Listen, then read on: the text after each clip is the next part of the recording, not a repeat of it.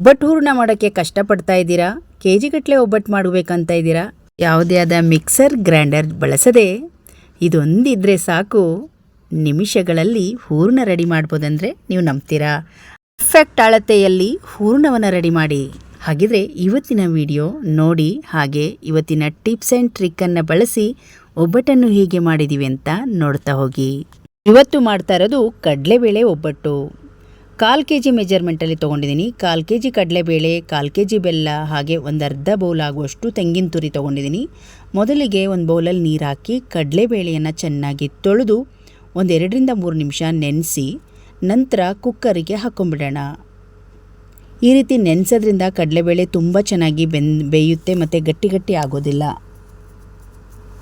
ಈಗ ಇದಕ್ಕೆ ಕಲ್ಲುಪ್ಪನ್ನು ಒಂದು 2 ಕಾಳು ಹಾಕ್ಕೋಬೇಕು. ಸ್ವೀಟ್ ಮಾಡುವಾಗ ಒಂದು 2 ಕಾಳಷ್ಟು ಉಪ್ಪು ಹಾಕ್ಕೊಳ್ಳೋದ್ರಿಂದ ಒಂದು ಒಳ್ಳೆ ರುಚಿ ಕೊಡುತ್ತೆ. ಈಗ ಇದನ್ನು 2 ವಿಶಿಲ್ ತೊಗೊಳ್ಬೇಕು, ಜಾಸ್ತಿ ವಿಶಿಲ್ ಬೇಡ. ಒಬ್ಬಟ್ಟಿಗೆ ಕಣಕ ರೆಡಿ ಮಾಡೋಕ್ಕೆ ಮೈದಾ ಹಿಟ್ಟು ಕಲಿಸ್ಕೊಳ್ಳೋಣ. 1/4 kg ಆಗುವಷ್ಟು ಮೈದಾ ಹಿಟ್ಟು ತೊಗೊಂಡಿದ್ದೀನಿ.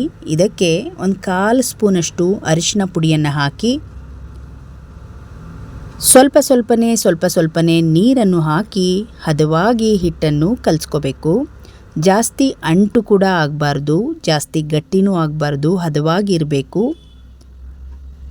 ನೋಡಿ, ಇವಾಗ ಮೊದಲು ಹಿಟ್ಟನ್ನು ಕಲಸಿ ಹದ ಮಾಡಿದ ಮೇಲೆ ಎಣ್ಣೆಯನ್ನು ಬಳಸಬೇಕು.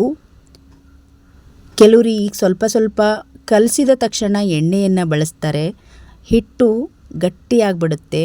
ಮೊದಲು ಹದವಾಗಿ ಹಿಟ್ಟನ್ನು ಕಲಸಿ ನಂತರ ನಿಮಗೆ 1-2 ಚಮಚ ಎಣ್ಣೆಯನ್ನು ಹಾಕಿ ಈ ರೀತಿ ಮತ್ತೆ ಕಲಿಸ್ಕೋಬೇಕು. ನಿಮಗೆ ಇಷ್ಟವಾದ ಚಿರೋಟಿ ರವೆ ತಗೋಬೋದು, ಅಥವಾ ಗೋಧಿ ಹಿಟ್ಟು ಅಥವಾ ಮೈದಾ ತಗೋಬೋದು. ನೋಡಿ, ಇಲ್ಲಿ ನೀಟಾಗಿ ಈ ರೀತಿ ಸಾಫ್ಟಾಗಿ ಕಲಸಿ ಇನ್ನೊಂದು ಸ್ವಲ್ಪ ಮೇಲೆ ಎಣ್ಣೆ ಹಾಕಿ ಈ ರೀತಿ ಬಾಳೆ ಎಲೆಯಿಂದ ಮಡಚಿ ಇಡೋದ್ರಿಂದ ಬೇಗ ಸಾಫ್ಟ್ ಆಗುತ್ತೆ. ಈಗ ನೋಡಿ, ಒಂದು 10ರಿಂದ 15 ನಿಮಿಷಗಳ ಕಾಲ ಈ ರೀತಿ ನೆನೆಸಿ ಪಕ್ಕದಲ್ಲಿಡೋಣ. ಈಗ 2 ವಿಷಲ್ ಆಗಿದೆ ನೋಡಿ. ಕುಕ್ಕರ್ ಓಪನ್ ಮಾಡ್ಕೊಳ್ತಾ ಇದ್ದೀನಿ. 2 ವಿಷಲ್ ಹದವಾಗಿ ಬಂದಿದೆ. ಇವಾಗ ಕಡಲೆಬೇಳೆನ ಈ ರೀತಿ ಸ್ಪೂನಲ್ಲಿ ತೆಗೆದು ಕೈಯಲ್ಲಿ ಒತ್ತಿದರೆ ಸಾಕು, ಹಿಟ್ಟು ಥರ ಆಗಬೇಕು. ಜಾಸ್ತಿ ಕರಗೋದ್ರೆ ನಮಗೆ ಹೂರಣ ಮಾಡೋಕ್ಕೆ ಆಗೋದಿಲ್ಲ. ಯಾಕಂದರೆ ಇವತ್ತು ನಾವು ಮಿಕ್ಸಿ ಬಳಸದೇ ಹೂರಣ ರೆಡಿ ಮಾಡ್ಕೊಳ್ಳೋದು. ಈಗ ನೋಡಿ, 1 ನಿಮಿಷಗಳ ಕಾಲ ಈ ರೀತಿ ನೀರನ್ನೆಲ್ಲ ಬಗ್ಗಿಸ್ಕೊಂಡ್ಬಿಡಬೇಕು. ಯಾಕಂದರೆ ಮಿಕ್ಸರ್ ಜಾರನ್ನು ಬಳಸ್ತಾ ಇಲ್ಲ ನಾವು. ಹಾಗೆ ಚೆನ್ನಾಗಿ ಮಸ್ತು ನಾವು ಒಂದು ಹೂರಣ ರೆಡಿ ಮಾಡ್ಕೊಳ್ಳೋದ್ರಿಂದ ಈ ರೀತಿ ಚೆನ್ನಾಗಿ ನೀರೆಲ್ಲ ಬಸ್ತಿಬೇಕು. ಈ ಒಂದು ಕಟ್ಟಲ್ಲಿ ಸಾಂಬಾರನ್ನು ಮಾಡೋಕ್ಕೆ ಪಕ್ಕದಲ್ಲಿ ಎತ್ತಿಟ್ಕೊಂಡು ಈಗ ಅದೇ ಕುಕ್ಕರಿಗೆ ಬಸ್ತಿರುವ ಈ ಕಡಲೆ ಬೇಳೆಯನ್ನು ಹಾಕ್ತಾಯಿದ್ದೀನಿ. ಇದಕ್ಕೀಗ ಬೆಲ್ಲ 1/4 kg ಹಾಕ್ತಾಯಿದ್ದೀನಿ. ಎಲ್ಲ 1/4 kg ಮೆಜರ್ಮೆಂಟ್ ಕರೆಕ್ಟ್ ಆಗುತ್ತೆ. ಕಾಯಿ ತುರಿ ಮಾತ್ರ ಒಂದು ಅರ್ಧ ಬೌಲ್ ಆಗುವಷ್ಟು ಹಾಕ್ತಾಯಿದ್ದೀನಿ. 2ರಿಂದ 3 ಏಲಕ್ಕಿ ಹಾಗೆ ಸ್ವಲ್ಪ ಶುಂಠಿಯನ್ನು ಈ ರೀತಿ ಕುಟ್ಟಿ ಪುಡಿ ಮಾಡಿ ಹಾಕ್ತಾಯಿದ್ದೀನಿ. ನೋಡಿ, ಇವಾಗ ಇದು ಎಲ್ಲ ಹಾಕಿದ್ದೀನಿ, ರೆಡಿ ಇದೆ. ಈಗ ಮೀಡಿಯಮ್ ಫ್ಲೇಮಲ್ಲೇ ಇಟ್ಟು ಇದನ್ನು ಕರಗಿಸ್ಕೋಬೇಕು. ಹಾಕಿರುವ ಬೆಲ್ಲ ಎಲ್ಲ ಚೆನ್ನಾಗಿ ಬೇಳೆ ಜೊತೆಗೆ ಹೊಂದ್ಕೋಬೇಕು. 1-2ರಿಂದ 3 ನಿಮಿಷಗಳ ಕಾಲ ಇದನ್ನು ನಾವು ಸ್ಟವ್ ಉರಿಯಲ್ಲಿ ಕುದಿಸ್ಕೋಬೇಕು. ಚೆನ್ನಾಗಿ ಈ ಥರ ಮಿಕ್ಸ್ ಮಾಡಿಕೊಂಡು 1-2 ನಿಮಿಷ ಈ ರೀತಿ ಪ್ಲೇಟನ್ನು ಮುಚ್ಕೊಂಡ್ಬಿಡೋಣ. ಬೆಲ್ಲ ಎಲ್ಲ ನೀಟಾಗಿ ಮೆತ್ತಗಾಗುತ್ತೆ. ನೋಡಿ, ಬೇಳೆ ಜೊತೆಗೆ ಹೊಂದ್ಕೊಂಡಿದೆ. ಈಗ ಇದು ರೆಡಿ ಇದೆ. ಮಿಕ್ಸಿಗೆ ಹಾಕೋದಾದರೆ ಬಿಸಿನೇ ಹಾಕಬೇಕಾಗುತ್ತೆ. ಒಂದೊಂದು ಸಲ ಮಿಕ್ಸಿಗೆ ಹಾಕಿದರೂ ಕೂಡ ಸರಿ ಹೋಗಲ್ಲ ಹೂರಣ. ಇಲ್ಲಾಂದರೆ ಕಲ್ಲಲ್ಲಿ ಮಾಡಬೇಕು. ಕಲ್ಲು ಇಲ್ಲಾಂದರೆ ಈ ವಿಧಾನವನ್ನು ಬಳಸ್ಬೋದು. ತುಂಬ ಸುಲಭವಾಗಿ ಹೂರಣ ರೆಡಿ ಮಾಡ್ಕೋಬೇಕು.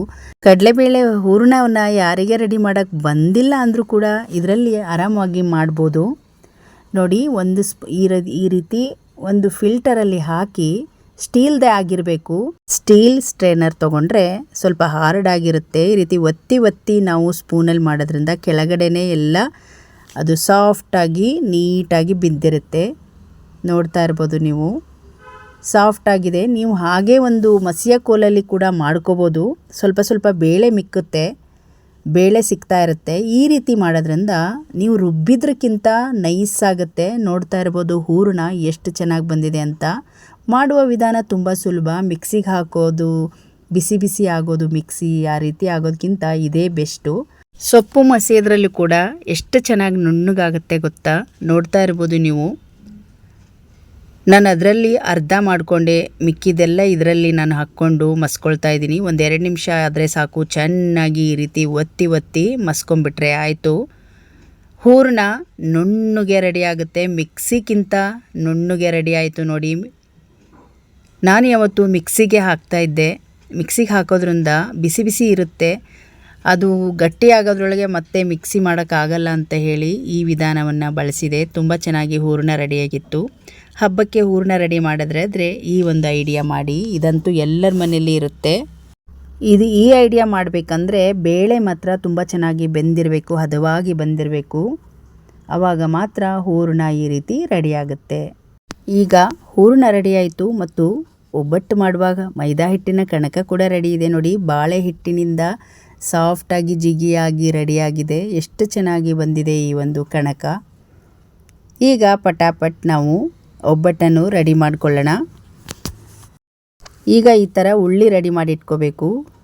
ಹಿಟ್ಟನ್ನು ಸ್ವಲ್ಪನೇ ತಕ್ಕೊಂಡು ಸಣ್ಣದಾಗಿ ಉಂಡೆ ರೆಡಿ ಮಾಡಿ ಒಂದು 5-6 ಉಂಡೆಗಳನ್ನು ರೆಡಿ ಮಾಡಿಟ್ಕೊಂಡ್ರೆ ನಾವು ಬೇಗ ಮಾಡ್ಬೋದು.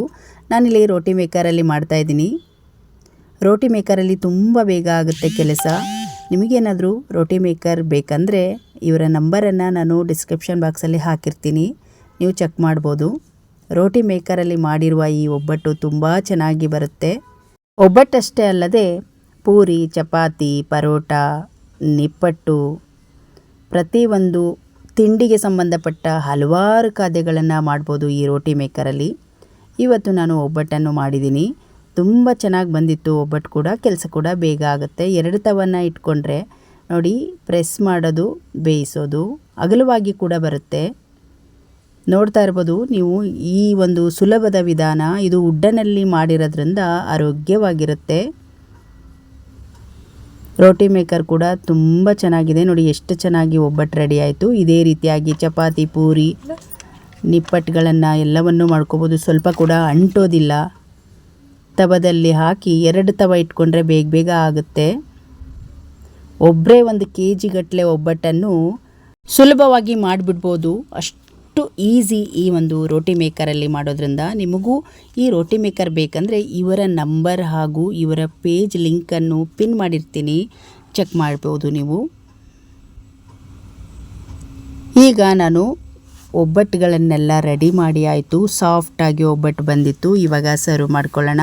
ನೀವು ಕೂಡ kg ಗಟ್ಟಲೆ ಒಬ್ಬಟ್ಟನ್ನು ಮಾಡಬೇಕಾ? ಹಾಗಿದ್ರೆ ರೋಟಿ ಮೇಕರನ್ನು ತೊಗೊಳ್ಬೋದು. ಹಾಗೆ ಇವತ್ತು ತೋರಿಸಿರುವ ಟ್ರಿಕ್ ಆ್ಯಂಡ್ ಟಿಪ್ಸನ್ನು ಯೂಸ್ ಮಾಡಿ ಒಬ್ಬಟ್ಟನ್ನು ಮಾಡ್ಕೊಳ್ಳಿ. ಹಬ್ಬ ಬರ್ತಾ ಇದೆ. ಇವತ್ತಿನ ವಿಡಿಯೋ ನಿಮಗೆ ಇಷ್ಟ ಆದರೆ ಒಂದು ಲೈಕ್ ಮಾಡಿ, ಈ ವಿಡಿಯೋವನ್ನು ಶೇರ್ ಮಾಡಿ, ನಮ್ಮ ಚಾನಲನ್ನು ಸಬ್ಸ್ಕ್ರೈಬ್ ಮಾಡಿ.